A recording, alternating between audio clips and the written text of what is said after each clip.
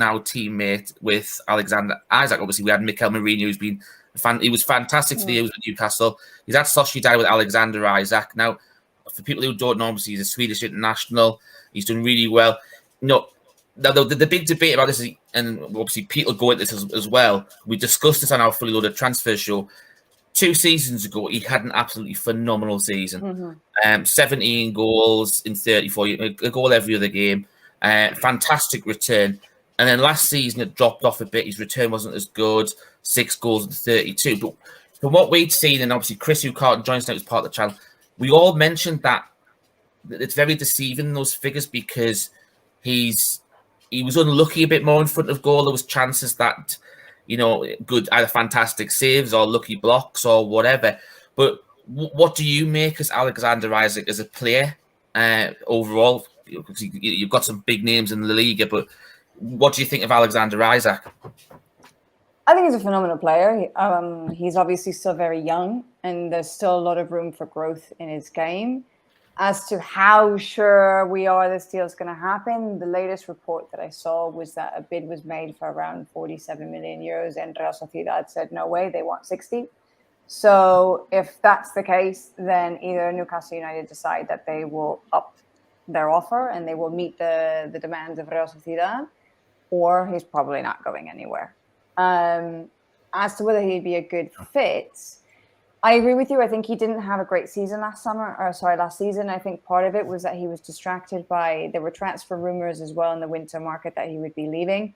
And I think he was a little bit distracted by all of that. And so it kind of put him off his game. But I do think that he is someone that is potentially going to be one of the top players maybe in world football over the next few years if he continues down the path that he's down now. And the fact is, Real Sociedad has been a great place for him. And Emmanuel Wathil is a great manager. And I think he's done a really nice job in terms of how he's actually developed the Swede until now. And overall, they had a lot of issues last season because of a lot of injuries, key important injuries in the midfield with, for example, Oyarzabal, with Mikel Merino, with David Silva. So you have these players who are your creators, basically, who were not available to actually create or provide the service that someone like an Alexander Isak or Soloth, who was there last season, would actually need.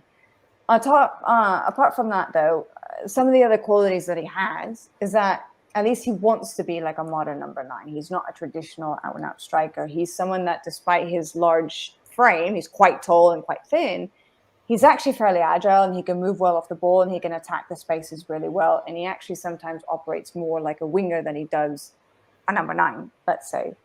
So he can offer you a lot in terms of trying to peel away defenders, trying to get defenders away from, distract defenders or whatever, to allow somebody to make a run into the space. He's very good in the final third in the box. That's kind of where he hangs out, but he moves around a lot.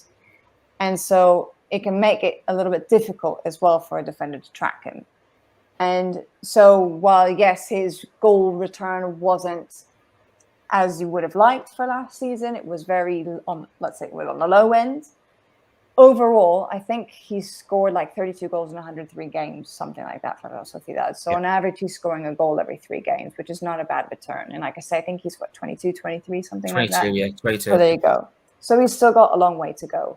But the potential is there. And by the way that he wants to play or likes to play, I think it could potentially be a good fit. You have a team that wants to be very offensive, that wants to have possession, that wants to press high up the pitch. And I think that he could potentially fit well into that system of play. They're playing with a 4-3-3, right, this season? So Real Sociedad tend to do something a little bit different. They don't usually play in a 4-3-3, but even still, it could work.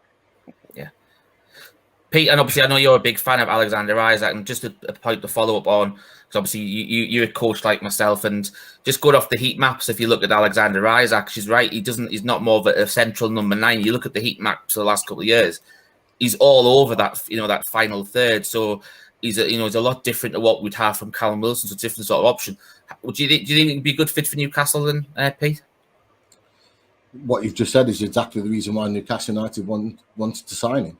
Is that we're not looking for just a player that fits one position. We're looking at fluidity. I keep talking about it on the show. We're looking at fluidity in the front line, midfield, and in defence. Players that can play more than one position. You know, you talked about Semra last season having not as more of a productive season, should we say, in front of goal. But as I talked about in the Fully Loaded Transfer Show, he spent a lot of time on the right or left of that forward line, and he wasn't the main striker, the main frontline striker. So naturally, you're not going to get lots of opportunities like you would as a frontline striker to score goals. So you know, it kind of fell hand in hand. He didn't play a lot of minutes. I think I can't remember the name of the striker that was brought in. I think the ex-Cardiff striker that came in. So there was times in games where he was getting subbed at 65 minutes, 70 minutes, and wasn't playing a full 90, or was coming on for the last 10 or 15 minutes. So that can disrupt a player's season.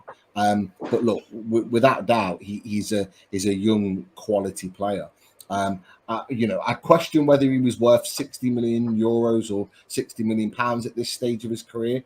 I think it's more that Real Sociedad are thinking, oh, well, there's money to be made here. They've got money, so we'll just split up the value a bit. I agree with you. I'm not sure he's worth 60 million, but. Yeah, and look, you know, Newcastle have already proven in the last two transfer windows that we're not going to bite to that, and I think Newcastle have played that very, very well so far. But look, talented boy. I think you're absolutely right, Semra. I think in the next few years, whether it's at Sociedad or whether it's elsewhere, I think he will come to be one of those top European strikers that you know everybody's talking about at some point. I just think, you know, he's got levels to grow. Yeah, we know Isak's a favourite of Eddie Howe, as Semra mentioned. You know, he really wants him. Obviously, it's going to come out with cost. Hopefully, depending on how the window goes, you know, you look at how Sevilla tried to get a really good fee for Diego Carlos in January.